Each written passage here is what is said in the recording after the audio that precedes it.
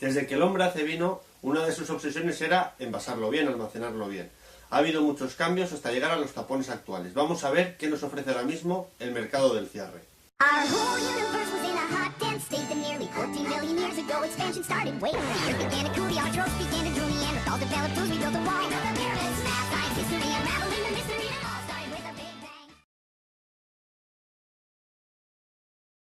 Y es que ahora mismo hay muchos sistemas para cierre de botella. Hay tapones naturales, sintéticos de goma, incluso de cristal. Vamos a ver un poquito todo lo que ofrece el mercado para cerrar botellas y sus pros y sus contras.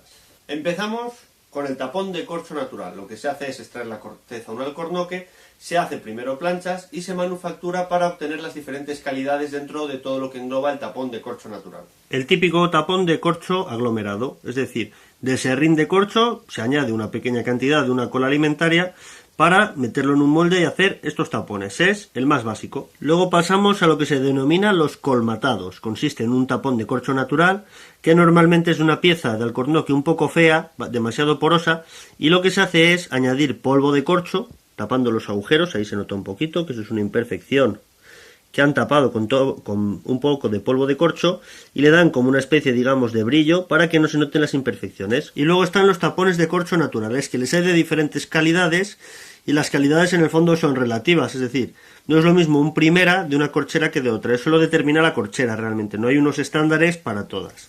Y ahora hay un tapón que está pegando bastante fuerte últimamente, a mí me gusta bastante, en lo que se denomina el 1+1, consiste en un centro de tapón, puede ser aglomerado como es este, puede ser colmatado, puede ser natural, con las cabezas de una sola pieza, cada una de ellas, en arandela, que se llama. Se unen por donde está esa rayita, por ahí es donde se están uniendo para que no se despegue. No hay ningún problema. Lo bueno que tiene, que se trata muy bien contra el hongo del TCA, debido a que se tratan las piezas por separado, y luego se ensambla y da bastante buenos resultados en vino. La principal ventaja que yo les veo, pues que es un producto totalmente natural y además sostenible. Hubo una época que se entró un poco a la psicosis, como que nos estuviésemos cargando todos los alcornoques y los alcornocales que había, pero es que un alcornoque necesita que se le arranque la corteza para seguir vivo. Hay que hacer lo que se denomina saca, es decir, podríamos decir que es una materia prima estable y que siempre, digamos, mientras se mantenga el negocio del alcornoque, va a haber corchos sin ningún problema, y eso hay que tenerlo en cuenta. Además, es un producto principalmente ibérico. El mayor productor mundial de alcornoque y de corcho, por lo tanto, es España y Portugal, lo que hace que contribuyamos a la sostenibilidad de muchos pueblos de la frontera entre España y Portugal. Es donde crece casi todo el alcornoque que hay en el planeta. Además, desde un punto de vista de residuo, estos tapones de corcho son totalmente biodegradables. En no mucho tiempo, no hay que tirarlos por la calle ni tirarlos por el monte, pero si los tirásemos no deja de ser madera. Se acabaría pudriendo y desde un punto de vista medioambiental son un tapón bastante sostenible. Pero también tiene sus contras, cómo no. El principal problema es el olor a corcho, los terribles TCA, del que hemos hablado aquí alguna vez. Cada vez las corcheras invierten más dinero en eliminar ese problema, pero riesgo cero con un tapón de corcho natural no existe. Siempre puede haber una pequeña cantidad, aunque ya lo hemos dicho otra vez también, que puede ser que tengas un tapón de corcho sintético y tengas ese problema en la bodega. No siempre es culpa del corcho, pero sí es verdad que contribuye bastante. Es curioso, pero teóricamente, cuanto mejor sea un tapón desde un punto de vista visual y de tamaño, probablemente peor sea desde un punto de vista TCA. ¿Por qué? Porque, por ejemplo, un tapón de corcho de una sola pieza, para darle un tratamiento que llegue hasta el centro del corcho y eliminar esa molécula, es muy difícil. A pesar de que cada vez se utilizan más tratamientos, desde ultrasonidos, diferentes amplitudes de onda, tratamientos con, digamos, productos de limpieza, por decirlo así, con peróxidos y demás, para eliminarlo. Pero es muy difícil que llegue hasta el centro. En cambio, en un aglomerado de estos es muy fácil, porque como primero se muele todo ese corcho, digamos, que no valía para tapones de primera calidad, el tratamiento es mucho más sencillo, porque las moléculas son muy pequeñitas y penetrar es más fácil. Es muy curioso eso. Yo por eso siempre recomiendo que cuando en una bodega se envasa tapón de corcho natural, que para mí, sinceramente, en España debería ser una de las opciones principales a tomar por una bodega, es preferible que se vayan a un tapón más sencillo pero de mejor calidad que un tapón quizás visualmente muy bueno, pero que luego no se le ha podido dar en la corchera unos tratamientos de alta calidad para eliminar el TCA. Después tenemos también el tapón sintético, que últimamente está empujando bastante en el mercado. Consiste en una mezcla de diferentes gomas y siliconas que se aplican a un molde, y les hay de dos sistemas. Unos, digamos, que se mete toda la silicona en un molde y queda cerrado, y luego están también los tapones de churro, que es decir, se hace una tira larga que luego se va cortando en trozos. Y aquí tenemos los sintéticos, un clásico de rosados y blanco. Este de aquí es de churro, luego se ha cortado. Y este otro lo he cortado y era de molde, pero yo creo que si os fijáis por dentro es exactamente el mismo tipo de tapón. No soy precisamente yo el presidente del club de fan del tapón sintético, no me gusta demasiado. Principalmente por lo que he dicho antes. Creo que en un país como España, de los mayores productores mundiales de alcornoque, deberíamos apostar por nuestro producto. De hecho, estos productos tan inocentes los diseñaron los países, digamos, lo que se llama el vino del Nuevo Mundo, es decir, nuestra competencia, sobre todo Estados Unidos, que para ellos obtener un producto de un tapón de corcho natural era un producto caro porque había que importarlo y tuvieron que buscar una alternativa más económica. Pero la verdad creo que en España la diferencia de precio no es tanta. Dicho esto, que una bodega hay que entender que haga, por ejemplo, 300.000 botellas al año, unos céntimos por botella, parece poco, pero al final son muchos céntimos los que juntan y hay vinos que tienen que ir muy ajustaditos de precio. Y ese pequeño ahorro, que creo que no es tanto, depende del tapón, de corcho natural y del sintético, pero hay tapones de corcho naturales majos que no son muy caros, yo creo que se debería intentar optar. Pero bueno, cada uno sabe muy bien lo que hace en su casa y entiendo que haya bodegas que lo utilicen. ¿Qué tiene también otras cosas buenas? Pues visualmente, por ejemplo, este tapón es amarillo, se hacen rosas, diferentes colores que pueden ayudar mucho comercialmente. Cada bodega sabe cuál es el público al que está enfocado y quizás sea una buena opción, la verdad, desde ese punto de vista. Y lógicamente minimiza casi a cero el riesgo de TCA que hablábamos antes. Puedes tenerlo en la bodega, pero de un tapón de estos nunca vas a tener una contaminación de TCA. Además, desde un punto de vista medioambiental, estos tapones presentan otros problemillas. Realmente no son muy buenos para reciclar porque no son una goma, no son un plástico. Tiene un problema, digamos, de a qué contenedor van. No se reciclan del todo bien. Y también tenemos, aunque está poco extendido por aquí, lo que es la rosca de toda la vida. ¿Y el tapón de rosca? Pues eso, un tapón de rosca. La verdad que aquí en España tiene muy mala fama, más que por la rosca en sí misma, porque no presenta ningún problema objetivo desde un punto de vista técnico.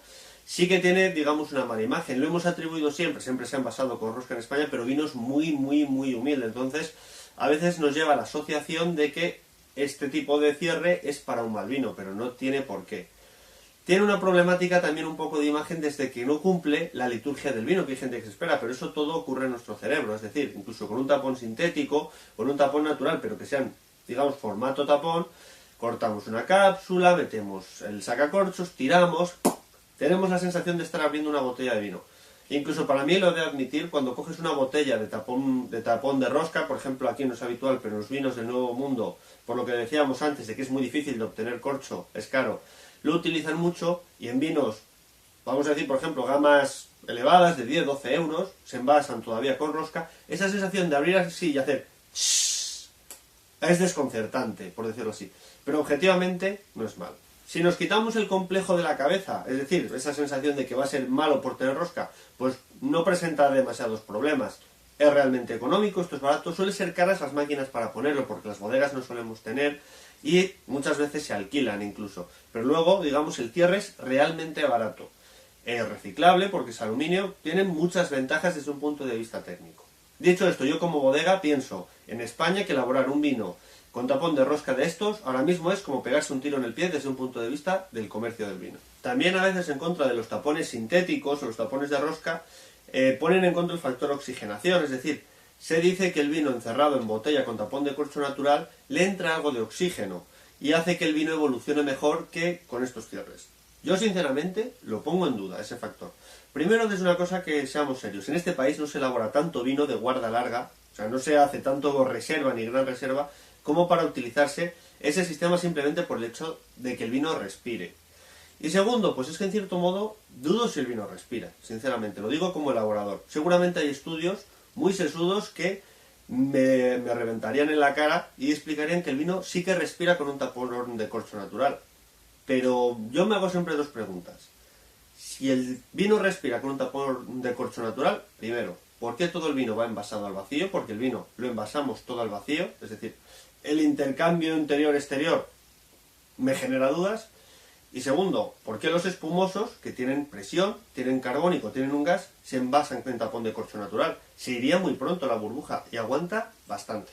Además, no os he enseñado ninguno porque no he conseguido encontrarlos, aunque sé que se están utilizando, pero hay gamas bastante premium de vino que se está utilizando ahora un tapón de cristal directamente que viene con una juntita de goma, para dar una sensación seguramente comercialmente de que es un producto muy exclusivo. Lo he visto en diferentes blancos sobrelías durante mucho tiempo, algún tinto, que me explique a mí, el que ha hecho ese vino, que se supone que es un vino de guarda, por dónde va a respirar con el tapón de cristal.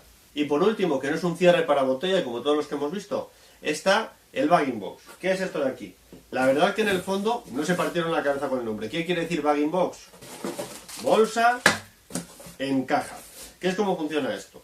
Estas bolsitas suelen ser de un material tipo aluminio, plastificado. Se quita este tapón, cuando son nuevos se llena por aquí, se echan estos, por ejemplo, es de 5 litros y se pone el tapón. Si esto es malo per se, si el bagging box es una cosa mala, no. El problema normalmente es lo que hay dentro del bagging box, es decir, siempre se ha utilizado para vinos demasiado modestos. Pero como envase, yo diría que es uno de los muy buenos envases que deberían de utilizarse un poquito más en las bodegas de este país. ¿Por qué no lo utilizamos? Pues primero, desde un punto de vista tiene un problema comercial, de imagen. Luego tendría una cosa muy buena. Si estamos hablando de un formato muy bueno para estampar, para hacer cosas muy chulas en él. Sí que es verdad que los que venden estándar con esas frases de vino de calidad no ayudan nada, la verdad, a la comercialización del producto. Es mejor que no pusiesen nada y que fuesen blancos.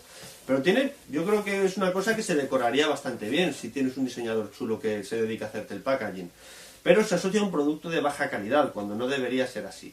Realmente es barato esto, estamos hablando de un coste muy bajito por botella, si lo dividiésemos los 5 litros que entran aquí. A mí me ha salido, comprando solo uno, que lo habré comprado caro, por decirlo así, en una ferretería, me salían 30 céntimos por, digamos, por botella. En una bodega comprando un volumen grande de botellas, un volumen grande de tapones, un volumen grande de cajas, no cierras, ni presentas, ni pones una botella a un cliente por 30 céntimos, es muy difícil. Y con esto sí que lo conseguirías. Y también además es muy bueno porque se va recogiendo. Esto el sistema es ese, como es una bolsa, no es una caja rígida, que es el problema de los Tetrabric, que no puedes hacer eso, se va recogiendo y dura mucho el vino. No es eterno, como mucha gente se piensa, pero yo calculo que puede durar más o menos abierto un mes. Una botella de vino viene durando unos 5 días. Entonces yo creo que es un buen envase para las casas. Otro problema, que para bien o para mal, las bodegas estamos inscritas casi todos a una denominación de origen. Y las denominaciones de origen no admiten este tipo de envase, no hay ninguna en toda España.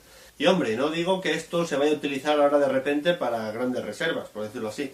Pero muchas gamas económicas en este país que se están embotellando en una botella de cristal con el residuo que supone, las emisiones de CO2 que supone, para vinos de gente que consume vino en casa, esto me parece un buen envase que quizás para gamas económicas de muchas bodegas, incluida la que yo trabajo, me parece una cosa bastante viable. Como veis, no es cuestión, como casi todo en la vida, ni de qué es mejor ni peor. Es mejor o peor según lo que estés buscando, a qué gama de precios te estás moviendo con tu vino y muchos factores. Todos tienen sus cosas buenas y sus cosas malas. Lo que debe hacer la bodega es intentar acertar y darle a su cliente lo que está buscando.